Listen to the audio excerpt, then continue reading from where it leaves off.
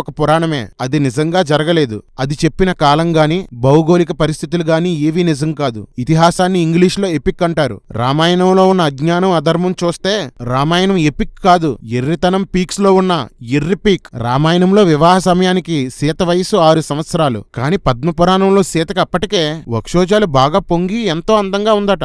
6వ సంవత్సరంలో వక్షోజాలు పొంగడం ఏంట్రా? సనాతన ధర్మం కదా, వక్షోజాలు ములిపించేస్తారా మీరు? రేయ్, మీరు ప్రామాణికంగా అంగీకరించిన మీ పురాణాలే రామాయణానికి వ్యతిరేకంగా ఉన్నాయిరా.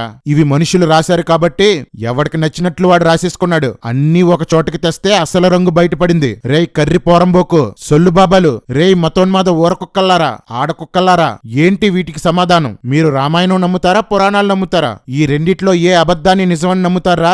మీరు బైబిల్ కాంట్రడిక్షన్స్ కోసం మాట్లాడతారా? చిన్న చిన్న తర్జుమా తప్పులు, అపార్థాలు తప్ప బైబిల్లో కాంట్రడిక్షన్స్ లేవురా. అసలైన కాంట్రడిక్షన్స్, కామ ఎడిక్షన్స్ మీవేరా.